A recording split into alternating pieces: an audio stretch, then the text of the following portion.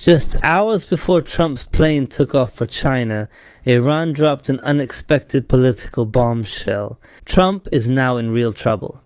Either he accepts Iran's tough conditions, or he will face a disastrous failure in his most important international visit. Has the effect of the naval blockade imposed by America on Iran come to an end? How did China respond with a military decision that shocked not only America, but even America's allies? What's the story behind Mojtaba Khamenei's sudden disappearance? The surprise? We have all the details for you today, but after this break, stay with us.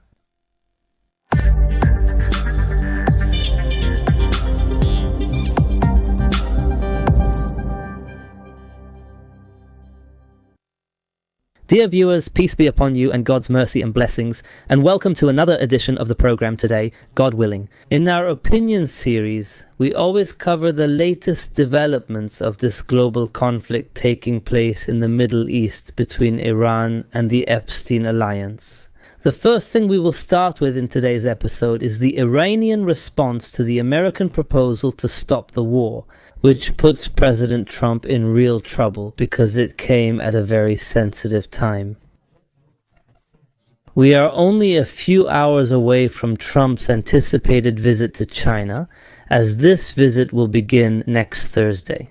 Therefore, this is the predicament that Trump is facing today, and that he is unable to reach any agreement with Iran before the date of this visit, which puts the goals of this visit at risk of failure. And we will talk exactly about these goals, but before that, there are facts, there are other matters we will discuss today. The American newspaper Wall Street Journal said that Iran responded by demanding an agreement to stop the war first, then an agreement regarding the Strait of Hormuz to end this naval blockade imposed by the United States. Then after that, it would be possible to enter into talks for a whole month about the Iranian nuclear program, and this means exactly that we are talking about the Iranian proposal that we mentioned earlier. It started with a process that goes through 3 stages. But the problem here is that Trump wants Iran to agree to this American proposal, to these 14 specific points from the Epstein coalition, without any additions, objections, or anything else. So the main clear disagreement now is only about maybe 2 or 3 points, because the first of these disagreements is the stockpile of highly enriched uranium that Iran has today. America wants to get this uranium, or for Iran to hand it over to a third country, and Iran might agree to that, saying it is ready to hand it over to a third country.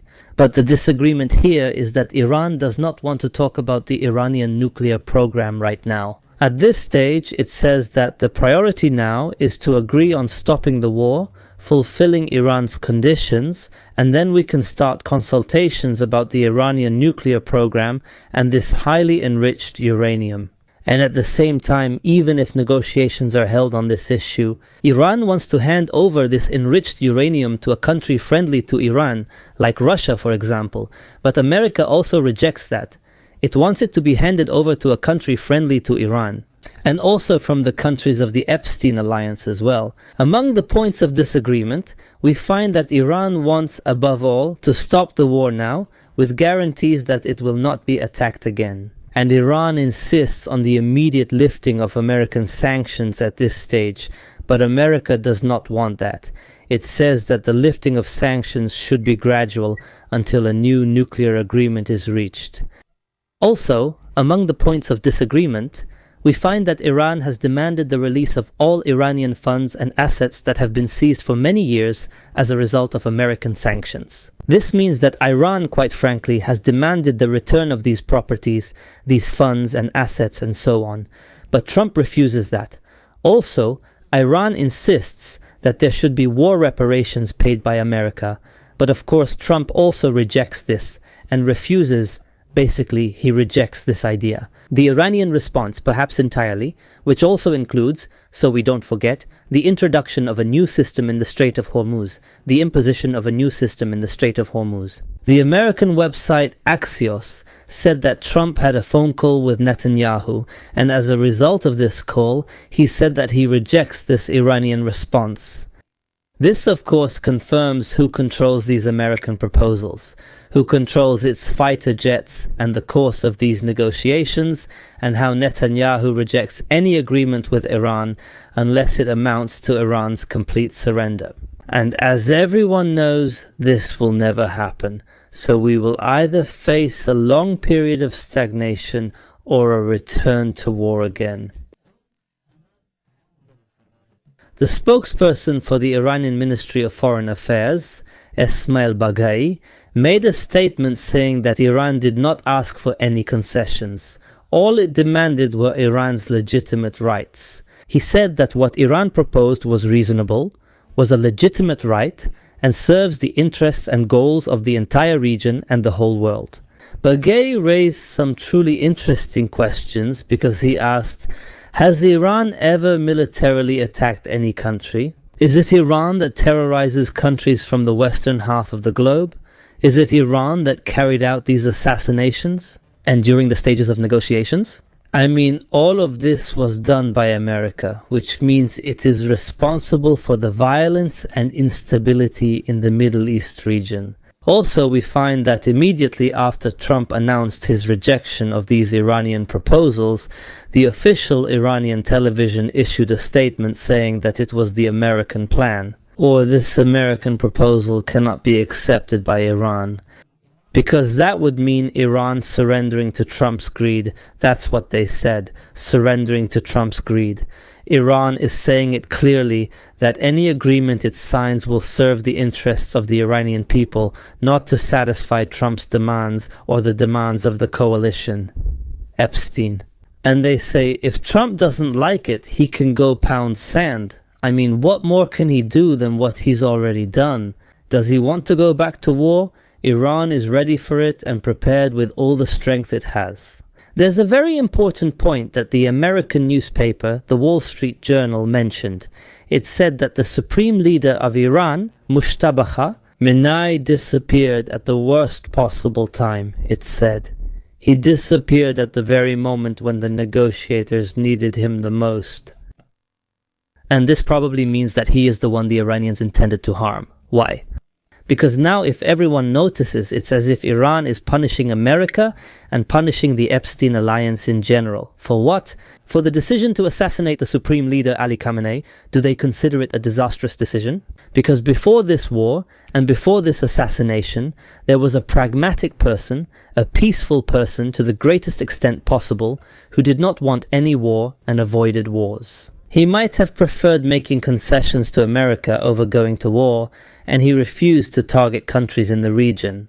This person, I mean you as America and as the Epstein alliance, you are the ones who got rid of him. So take responsibility today, because this person will not return to Iran anymore. He will never come back.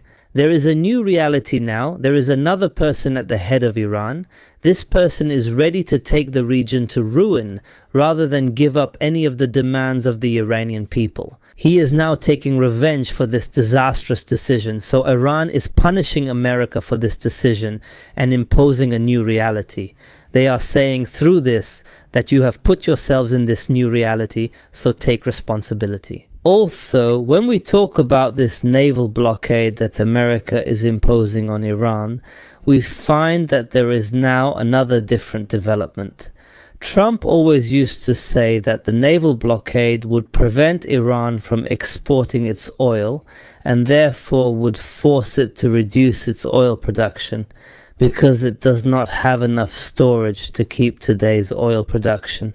Therefore, if Iran reduces its production, this will of course affect its mechanisms and means of production, and will put it in a serious crisis that may last for many years.